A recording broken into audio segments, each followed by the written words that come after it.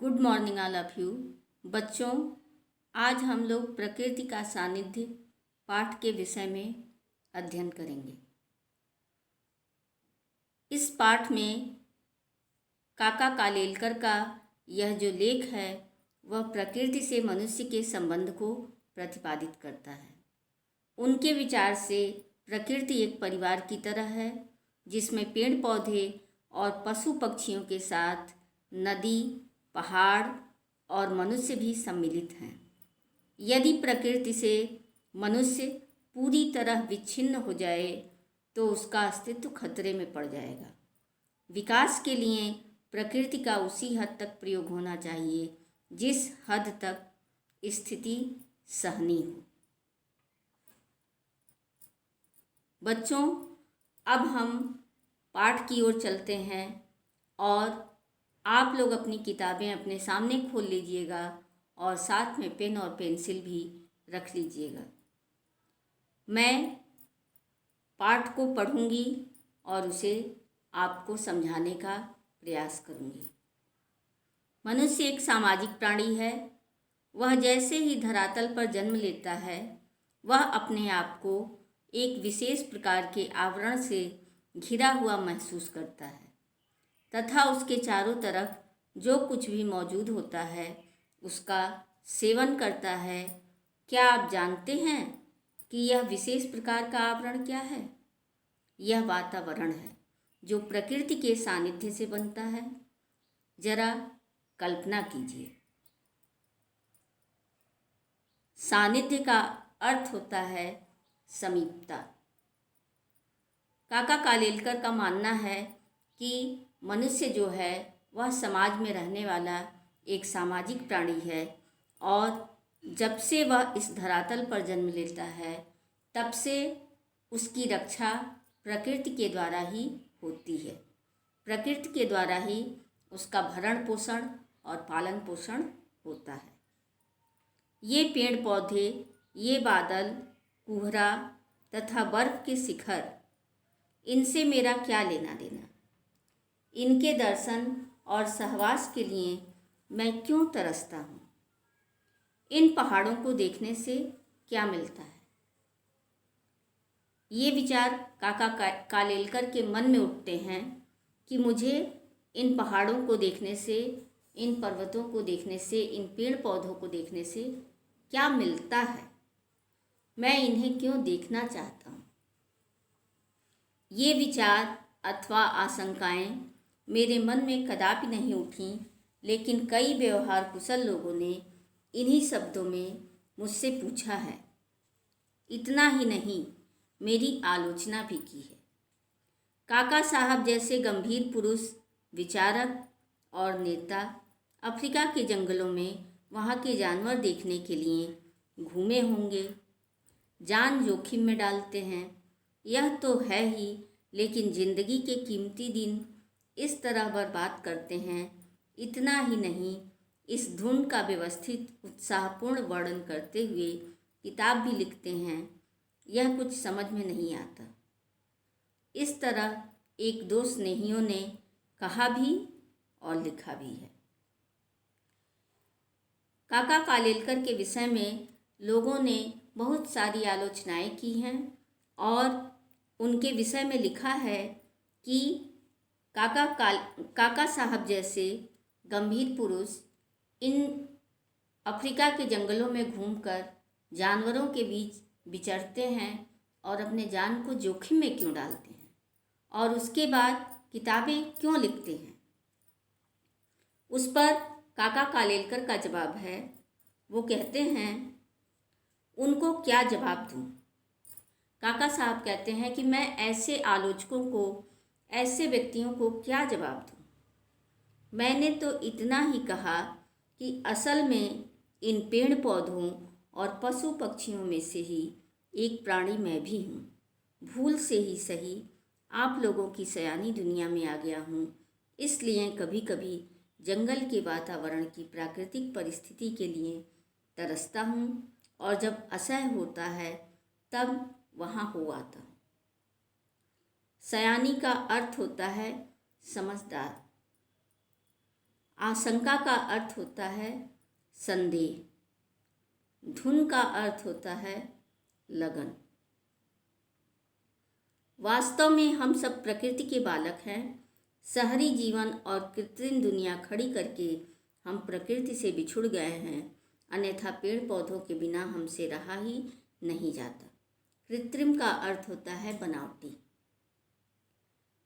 जिन लोगों ने काका साहब की आलोचना की है, उन लोगों को काका साहब ने कहा कि मैं उन्हें बस इतना ही कहना चाहता हूँ कि हम सभी इसी प्रकृति में पले और बढ़े हैं और इसी प्रकृति के द्वारा हम सबकी रक्षा होती है। और इसीलिए कभी कभी मुझे ऐसा महसूस होता है कि मैं प्रकृति से अलग हो रहा हूँ, तो मैं वहाँ जाकर उनके बीच रहकर और चला आता हूँ। उनका मानना है कि हम सब प्रकृति के ही बालक हैं।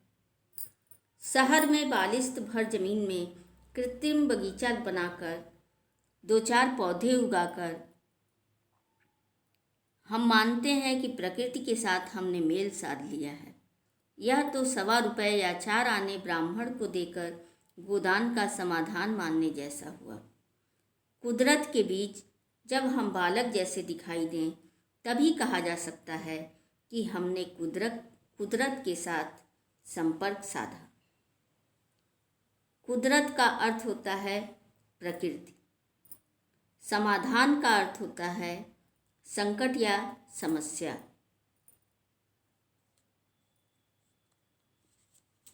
काका कालेलकर साहब का मानना है कि लोग शहरों में जीवन निवास करते हैं, लोग शहरों में रहते हैं, लेकिन शहर में जगह का अभाव होने के कारण लोग थोड़ी सी जगह में ही वहाँ पे पेड़ पौधे उगाकर और उसी को मान लेते हैं कि हम प्रकृति के बीच रहते हैं। लेकिन काका साहब का मानना है कि जब तक हम प्रकृति के बीच रहकर बालक जैसा अपने को अनुभव ना करें, तब तक हमें यह नहीं मानना चाहिए कि हम प्रकृति के और अपने बीच मेल बना चुके हैं और हम प्रकृति के बीच रहते हैं। किसी पहाड़ के शिखर पर खड़े होकर जब एक ओर असंख्य शिखरों के अनेक रूप और दूसरी ओर नीचे मैदान का सुदीर्घ विस्तार और उसके अंदर चमकती 2-3 नदियों के मोड़ की रेखाएं देखता हूँ, तब यह विचार उठता है कि मैं एक विशाल विश्व का निवासी हूँ। फिर जीवन सार्थक लगने लगता है और मैं एक तरह की कृतार्थता को अनुभव करता हूँ। सुदीर्घ का अर्थ होता है सुविस्तृत, काफ़ी बड़ा। काका साहब का कहना है कि जब मैं काफ़ी दूर से प्रकृति को देखता हूँ और वहाँ से बड़े बड़े पहाड़ और पर्वतों की श्रृंखलाएं दिखाई देती हैं और नदियाँ और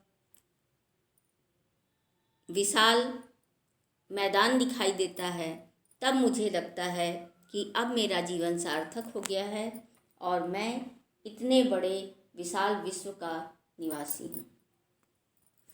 अपरिचय की भड़क मिटने के बाद पेड़ और उनके पत्ते मेरे साथ बातें करते हैं और विश्वासपूर्वक अपने सुख दुख की गाथाएं प्रस्तुत करते हैं। पशु पक्षी भी मुझे एक क्षण के लिए दुश्मन के तौर पर देखने के बाद मेरी आँखों में आदमियत नहीं वरन आत्मीयता देखते हैं। मानवता के हमारे ऊंचे ऊंचे आदर्श पशु पक्षी नहीं जानते, क्योंकि मानव जाति का उनका अनुभव बहुत कड़वा है। हम जैसे हैवानियत का अर्थ होता है शैतान होने का भाव या राक्षसी प्रवृत्ति। शब्द तिरस्कार के साथ इस्तेमाल करते हैं, वैसे ही पशु पक्षी आदमियत शब्द इस्तेमाल करते होंगे और उसमें अपना सारा कड़वा अनुभव व्यक्त करते होंगे। कुछ पाले हुए कुत्ते या पक्षियों को स्वजन द्रोह करते देख वे कहते होंगे कि क्या करें, पशु तो पशु ही है और पक्षी पक्षी, लेकिन आदमियत का रंग लगने से वे बिगड़ गए हैं। स्वजन द्रोह का अर्थ होता है अपने लोगों के साथ विद्रोह।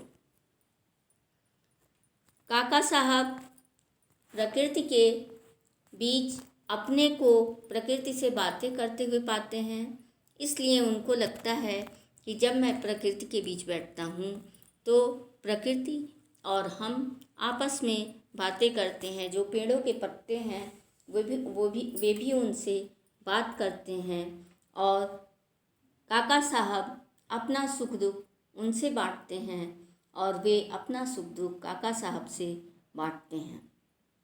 वह मानते हैं कि हम जो इंसान हैं, सभी इंसान एक जैसे नहीं होते।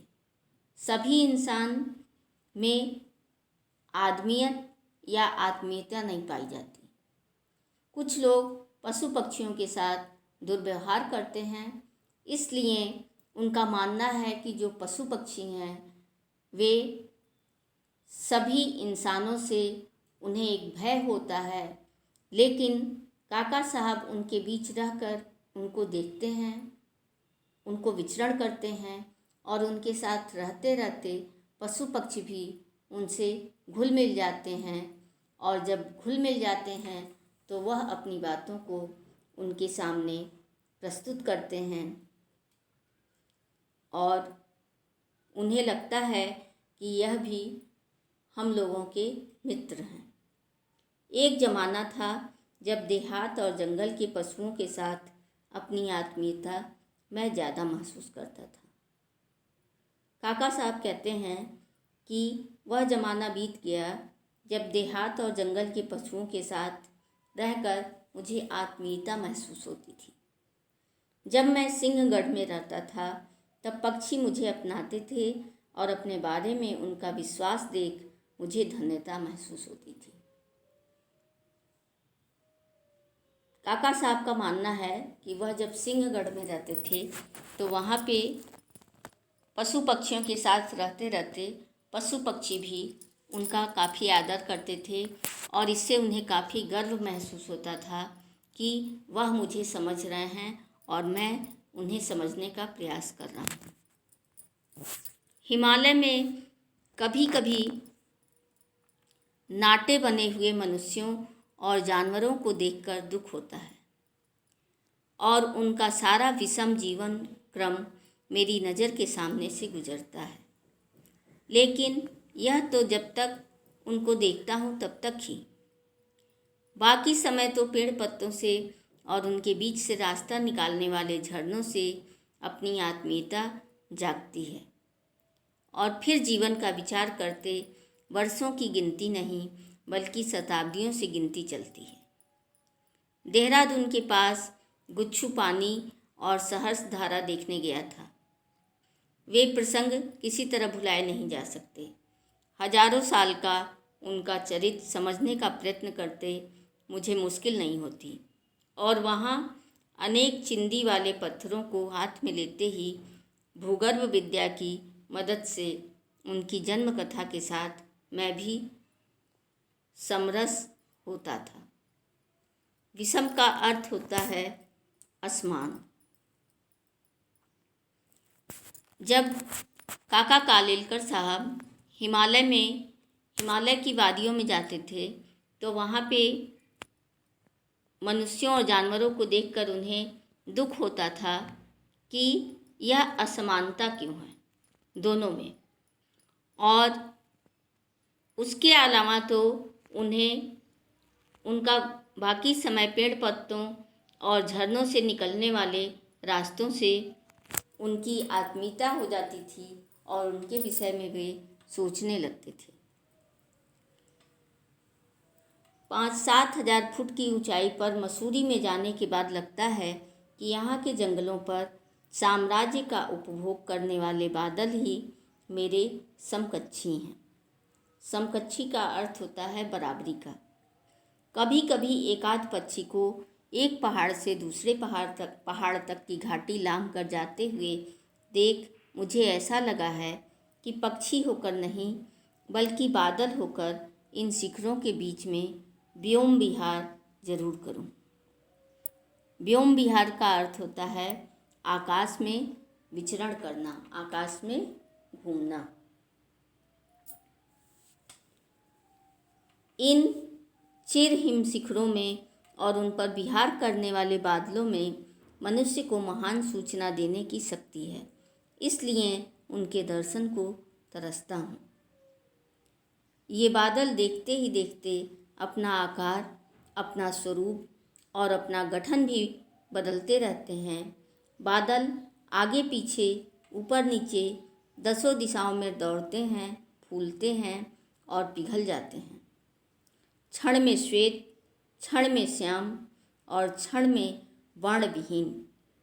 ये बादल कहते हैं परिवर्तन से न अकुलाना हमारा व्रत है। अकुलाना का अर्थ होता है घबराना। परिवर्तन का आनंद लेना और बाद में उससे परे होना ही हमारी जीवन साधना है। यह कहते कहते ये बादल बारिश बन गए और उन्होंने हमें नख शिखांत भिगो दिया।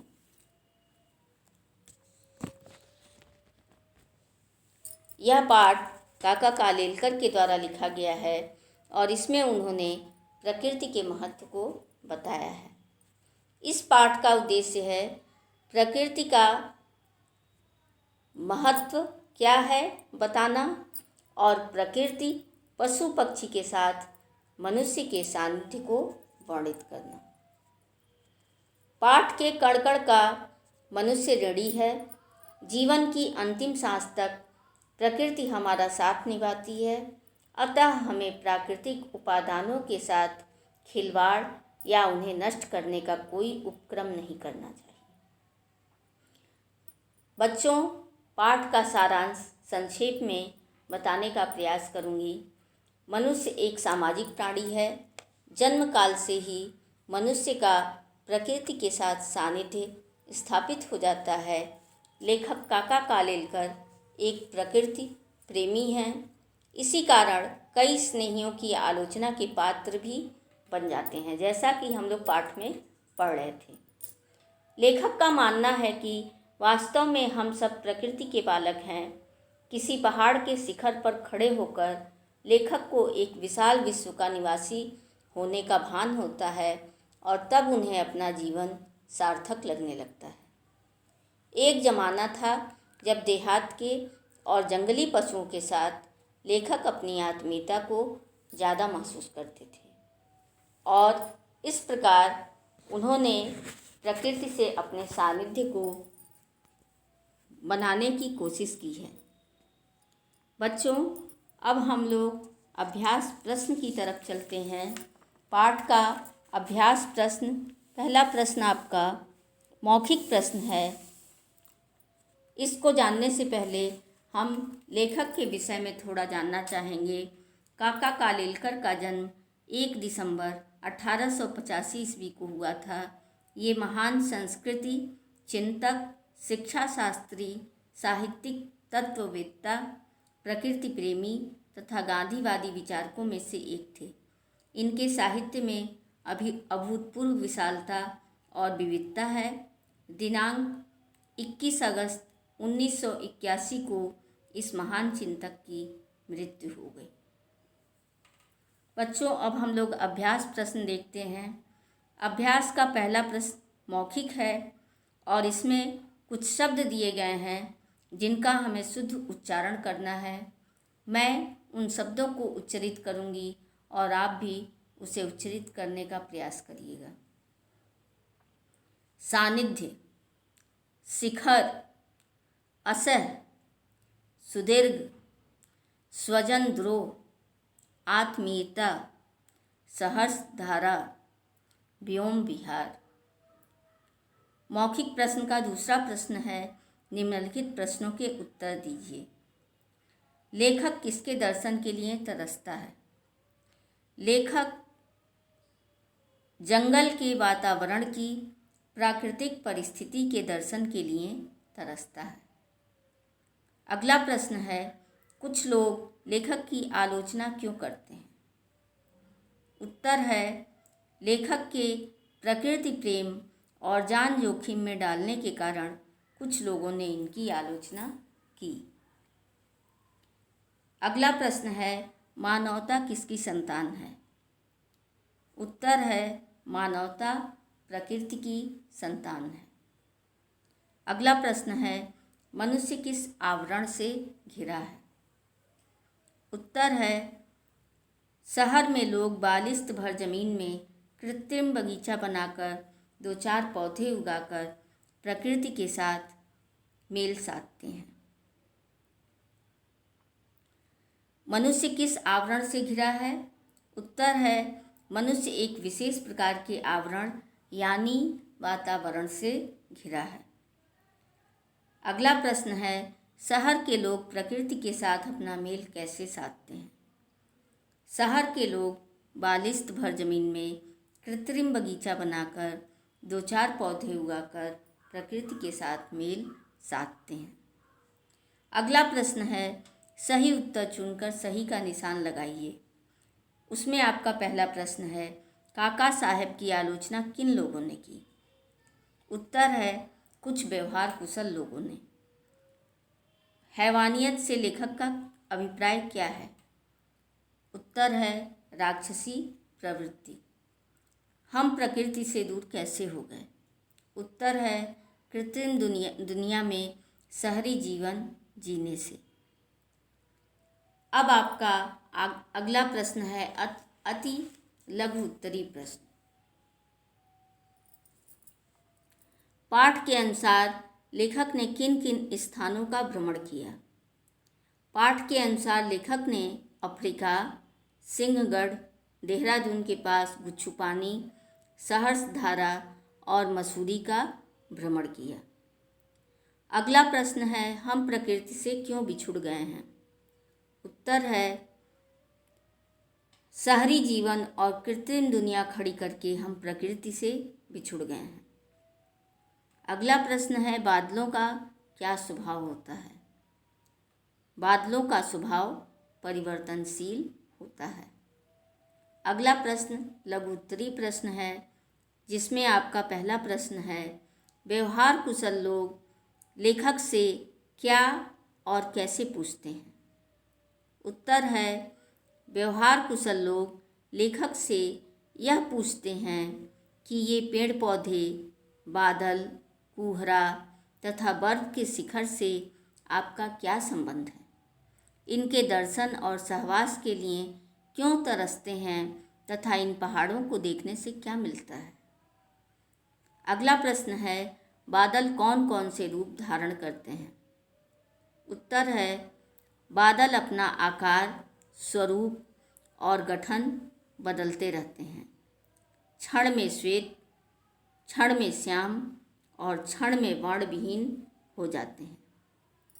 मसूरी में लेखक ने अपनी इच्छा के बारे में क्या कहा है? उत्तर है, मसूरी जाने पर लेखक को लगा कि यहाँ के जंगलों पर साम्राज्य का उपभोग करने वाले बादल ही हमारे समकक्षी हैं।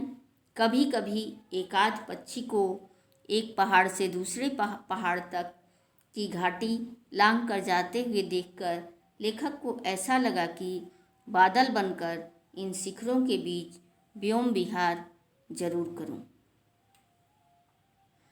अगला प्रश्न आपका दीर्घ उत्तरी प्रश्न है और उसका पहला प्रश्न है, प्रकृति एवं मनुष्य एक दूसरे के पूरक हैं। इस कथन को पाठ के आधार पर स्पष्ट करें। उत्तर है, प्रकृति से मनुष्य का गहरा संबंध है। प्रकृति एक परिवार की तरह है जिसमें पेड़ पौधे और पशु पक्षियों के साथ नदी, पहाड़ और मनुष्य भी सम्मिलित हैं। अगला प्रश्न, हिमालय पर रहने वाले मनुष्य और पशुओं को देखकर लेखक क्यों दुखी होते हैं? उत्तर है, हिमालय में कभी कभी नाटे मनुष्यों और जानवरों को देखकर लेखक दुखी होते हैं और उनका सारा विषम जीवन क्रम उनकी नज़र के सामने से गुजरता है।